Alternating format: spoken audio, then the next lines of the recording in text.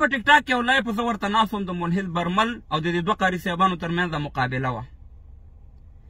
برمل خو تاسې پېژنئ افغانان ورونو چې پیغمبر نه مني، اسلام نه مني، خپله هم یو ټول افغانانو ته معلومات لارې معلومه ده. او دا دوه قاري صاحبان چې یو قاري صاحب حنفي چې دا سپینه خولۍ په سر ده په احترام، او دا بل قاري صاحب چې توره پړګۍ والي اندړ صاحب دی، ما نه اوس نومېږي، خو په رسنیو کې ګورو او تعقیبوي.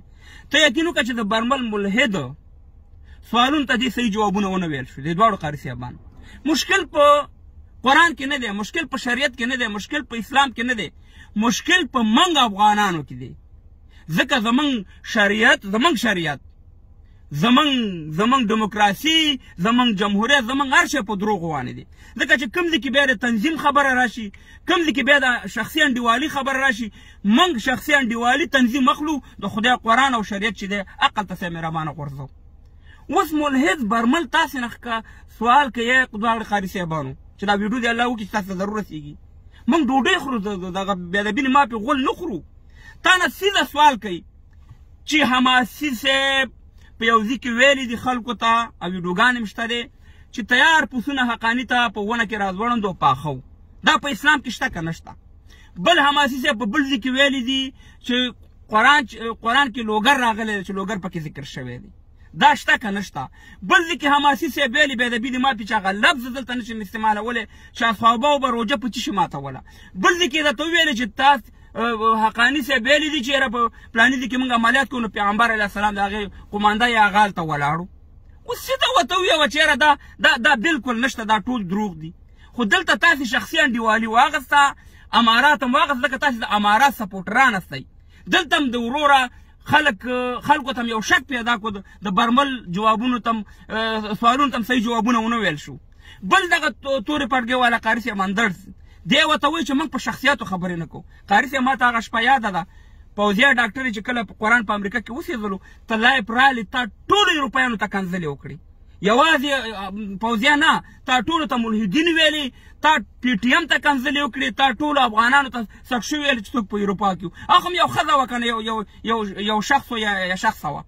نو په هغې پسې تاسې راځئ چې هغه یو خبره وکړي او چې دلته حماسي داسې خبرې کوي، تاسې د دې په مقابل کې ځکه دغه نه کوئ چې تاسې د هغې سپورټران چې سره منډیوالي ده، ځکه تاسې شپ کوئ، شلتالو نه ویوئ او اسلام مه پټوئ. سپینې خبرې وکړئ، د اسلام په مقابل کې هم که ورور هم وي که پلار هم وي که ښځه هم وي که هر څوک وي د هغې دغه مه کوئ، د خدای قرآن واخلئ. ځکه دغه ټول شیونه موږ په دروغو راور کړي. ځکه دا تېر 20 کاله ډیموکراسي هم په دروغو باندې وه. دلته د برطانیې صدراعظم دا بیلټ نه اچوي، دا بیلټ په موټر کې هغه چې مهربانه جرمانه کېږي، چارج کېږي. مګر په تېر 20 کالن جمهوریت کې خلکو زورواکي وه، جنګ سالاري وه، قانون یې نه مراعات کوو، نوم یې د ډیموکراسۍ او د جمهوریت ورکوو. همداسې ستاسې امارات هم دی چې ستاسې طالب هر څومره ګناه وکړي، ستاسې د طالبانو ملا هر څومره ظلم وکړي، هر څومره د اسلام په خلاف وغږېږي، هغې ته تاسې هېڅ هم نه وایي، په هغې باندې پردې ور اچوئ. خو که بل چا معمولي یو چرګه پټه کړه، چرګه مو ته غاړه کې اچولي، که چا الوګان پټ کړه، الوګان مو ته غاړه کې اچولي، او که چا لږه د اسلام نه داسې معمولي غوندې خبره وکړه، د واره راځي چې ملحد دی، دا د امریکې غلام دی او داسې مهربانه سخت شوی دی. نن چې ستا حماسي دا خبرې کوي، باید حماسي په دا خبرو باندې بخښنه وغواړي. دا حماسي چې څه خبرې کړي موږ د مولانو نه اورېدلي او پوښتنه هم دې کړې ده، دا ټول د اسلام په خلاف دي. د ځانه د ګېډې نه دا خبرې کړي، په اصحابو پسې خبرې کول یا په هغې باندې الزام لګول، دا څه شی دی؟ یا په قرآن باندې دروغ ویل دا څه شی دی؟ په پیغمبر باندې دروغ دا څه شی دی؟ پیغمبر علیه السلام ځان پسې کاڼي تړل د ولګېنه او تا ته پسونه راولېږي. دا کوم منطق او دا کوم دلیل دی؟ د خدای په لحاظ باندې صحیح اسلام ووایه، صحیح شریعت بیان کړئ. دلته دا خلک مه کنفیوز کوئ. دغه ملحدین به ورځ په ورځ ځکه ډېرېږي چې تاسې خپل شخصي انډیوالانې پالئ او د دې برمل یا د دغه شان خلکو جوابونو ته سوالونو ته صحیح جوابونه نه ویوئ. تاسې پړه کړئ بېګا په لایف کې، د هغې ته تاسې دغه نه شو ویل، ځکه تاسې دلته ځان پټو را پټو خبره هم کله داسې ویړو کله هم داسې ویړه. داسې اسلام نه کېږي.